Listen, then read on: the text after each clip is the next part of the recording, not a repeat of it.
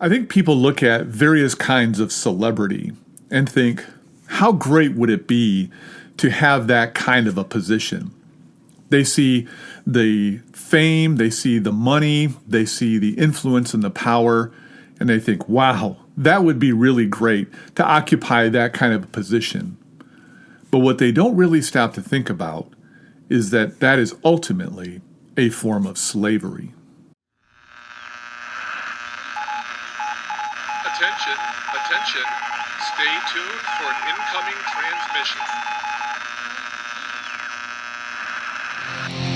This is Radio Free Ecclesia, the pirate radio broadcast to the citizens of God's kingdom living in enemy-occupied territory.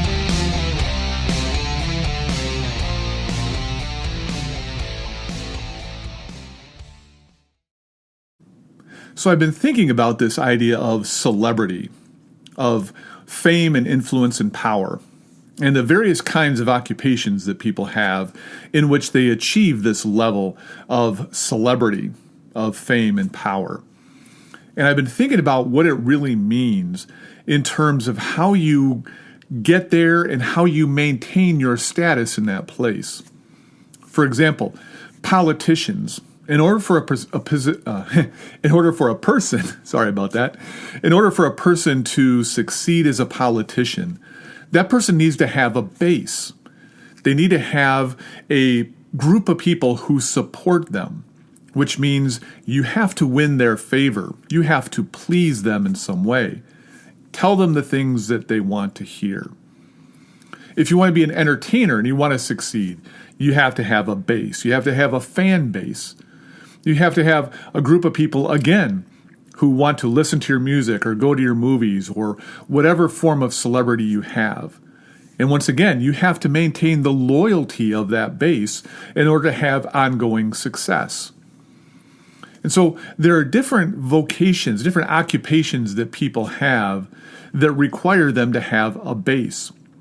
Even a business needs a base of customers, a group of people who loyally continue to spend money in this business in order to not only succeed, but to have ongoing success and longevity, endurance. And so there's so many different ways in this world that in order to have success, at least measured in the worldly sense, you have to have a base, and how that base influences really who you are.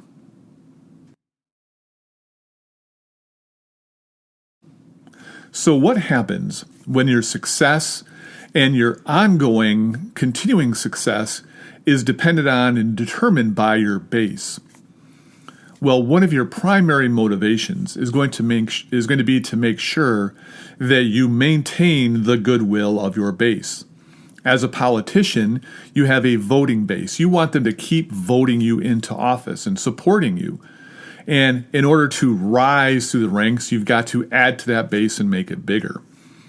As an entertainer, you've got to keep that base coming to you, listening to your music, coming to your games if you're an athlete. You can't alienate that base. You've got to keep them coming back.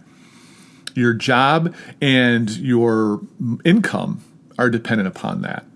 And the same is true with a business. You can't alienate your customer base. And so what you're going to do is you're going to do whatever you can to make sure that you always please them in terms of your words, the things that you say, in terms of your position on key issues, in terms of your values. And if your goal is to expand your base so that you can gain more power or influence or wealth, then you're going to look for ways that you can continue to please a greater number of people. And so success in politics, in entertainment, in business is so often determined and dependent upon being people pleasers, which means you become a slave to your base. Instead of being who you are, instead of adopting a value system based on who you are and what you think is best, you have to subvert everything you think to that base in order to maintain their goodwill.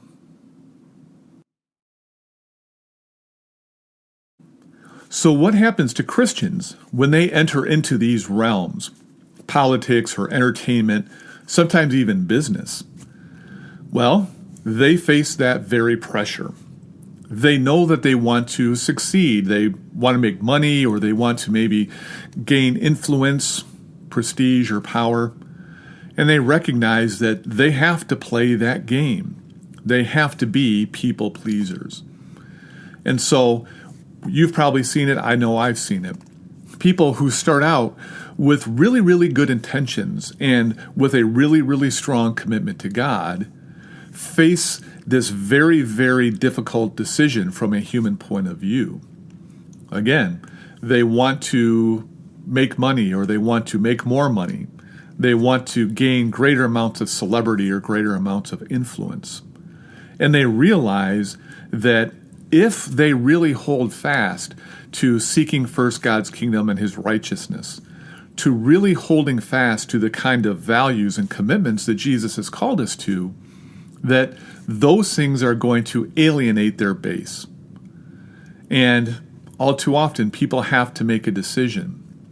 And I think that we've seen it happen way too many times, where the power of politics, the wealth of other forms of celebrity, success and influence, the desire, the craving, the lust for those things overwhelm that basic commitment to seeking first God's kingdom and his righteousness. And this is why having a base, being in a position of having a base, becomes a form of slavery. Because, as Paul says in Romans, whatever you obey is your master. You are a slave to whatever it is you obey. And if you are obeying your base, then you're a slave to that base. Which means we're not a slave to the one that we are supposed to be, our God and Savior, Jesus Christ.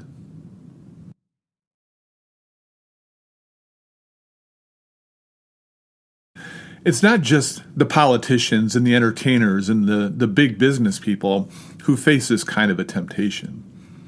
Any one of us could find ourselves in a situation where our success, again, at least in worldly terms, is determined by playing to the base, by recognizing that there is a group of people that we are dependent upon, whose favor we are dependent upon. And the temptation will be to do whatever we have to do to maintain their goodwill and to maintain our good standing with them. And so, how do we resist that? How do we keep ourselves from getting into a position where we're playing to the base? And with the result of no longer trying to please God? Well, I think that there are a number of things that we have to keep in mind.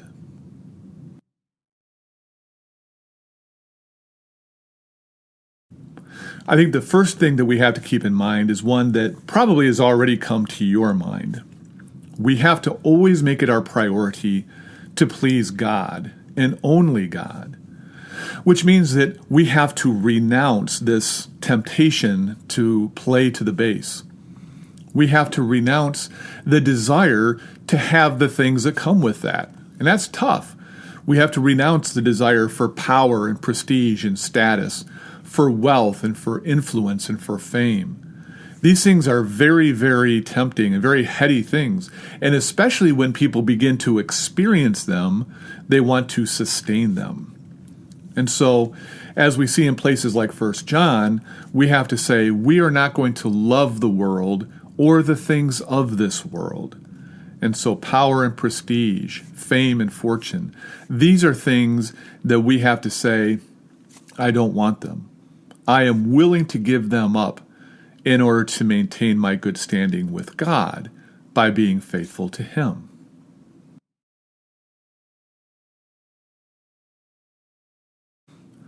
Another key, I think, is resisting the impulse to have a base. See, people who have a base are people who have risen above them. That's the very image that that metaphor creates.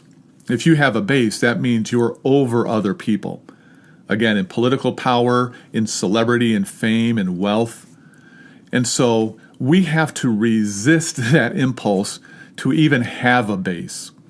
Instead, we have to embrace being the base. If you're the base, that means you are that person in that lowest position, that lowliness that Jesus taught us to embrace. Jesus didn't embrace having a base. He wasn't there to please people. He only cared about pleasing his Father.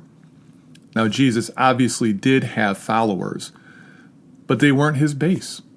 He was part of the base. He embraced that lowliness. And so there was nothing for him to seek, and there was nothing for him to preserve. And again, I think that that's what happens to far too many Christians. They get into a position of status and wealth and power, and they like it. It feels good. And so they want to preserve that. And so they have to choose between holding on to that and holding on to God's kingdom and his righteousness. But if we never go there, if we never become people who have a base, if we just maintain our status as people who are the base, then that is going to keep us from getting into that place of being tempted to play to the base. But here's the great thing. This is the good news at the end of the story. If we embrace that lowliness of status, God will exalt us. God will lift us up high.